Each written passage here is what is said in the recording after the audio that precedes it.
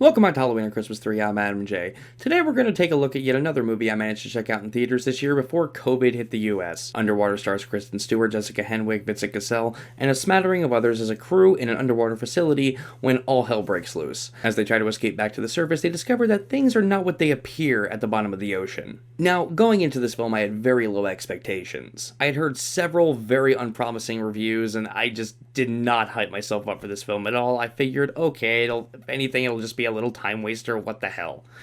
Yet, after seeing the film, I was pleasantly surprised. I bought it on Vudu when it was first released, watched it again a few nights ago, and it is still one of the most entertaining movies I've seen all year. In a year that gave us Fantasy Island, The Turning, and that fucking Witches remake. Oh, don't worry, we'll get to that shit soon. It was nice to have a film like this that actually knew what the fuck it was doing. It's by no means a perfect film, but it's a film that understands exactly what it wants to be. Almost everything I could want in a film like this, Underwater pretty much delivers on. Do I have any negatives? Yes, but none that really ruin the experience. TJ Miller is meant to be the comic relief of the film, and he's very hit and miss. A couple of his lines got a good laugh out of me, but many others just sort of died.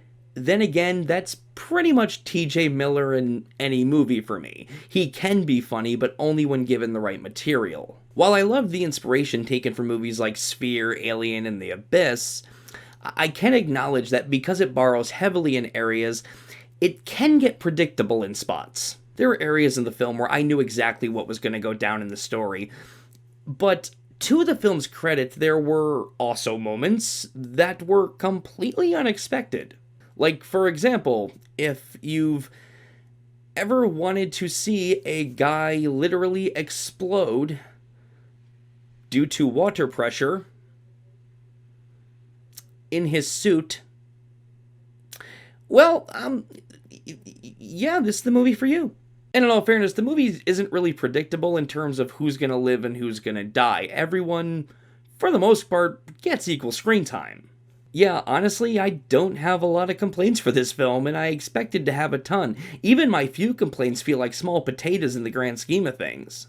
This film is incredibly enjoyable and thrilling. Right from the opening scene, this film just kicks it right into high gear. The station at the start begins to implode, several people are killed right away, and this film makes it very clear with that moment that it's not pulling any punches. It really sells that tension right at the start, but even more so, the actors sell that tension.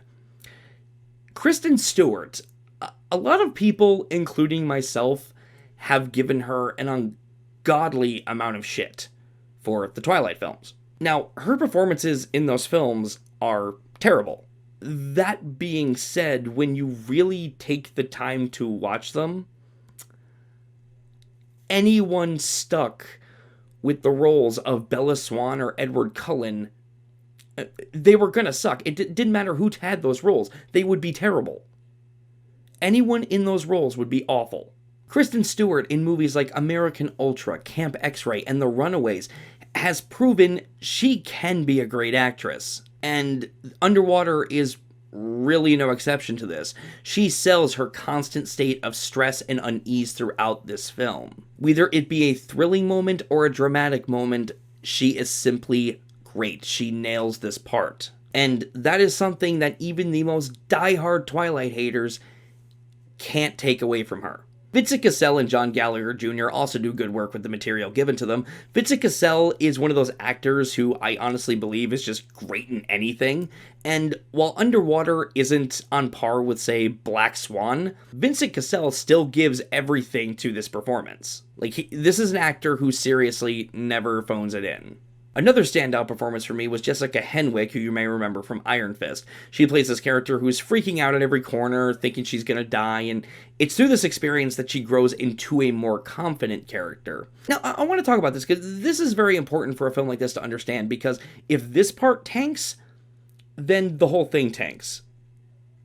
No pun intended.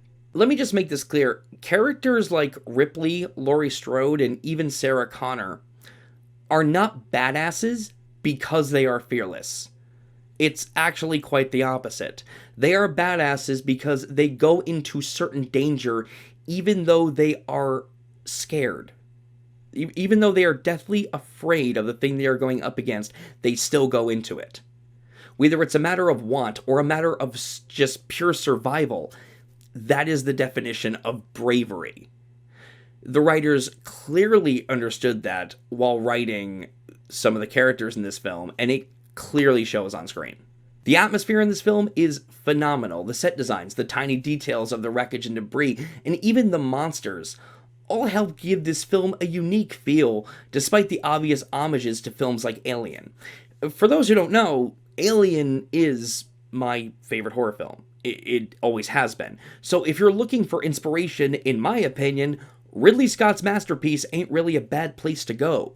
I've praised the movie Event Horizon over the years for its alien callbacks as well, and I consider that film even more underrated and unappreciated than Underwater. Now, if there's anything in this movie I was a little mixed on, it's the creatures in the movie that are awakened by what this underwater facility was doing. I both love and hate these things. I love them because of how the film utilizes them. They are only utilized in scenes where they are 100% necessary, and no scene with these creatures feels superfluous in any way. Like, there's never a scene where it feels like a monster just showed up because we needed to get rid of a member of the cast real quick. It all seems to flow very naturally, and I appreciated that.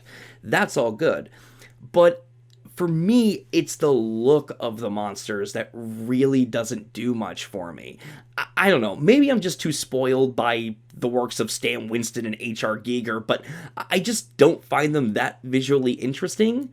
Though, admittedly, that is a nitpick on my part. It's just a personal taste thing.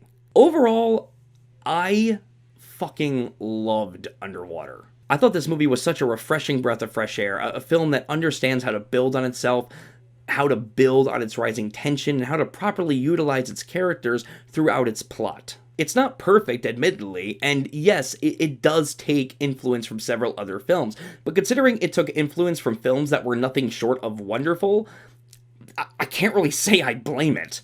I think if you're looking for a good thriller and a seriously fun time, Underwater is exactly what you're looking for. I'm giving Underwater an A-.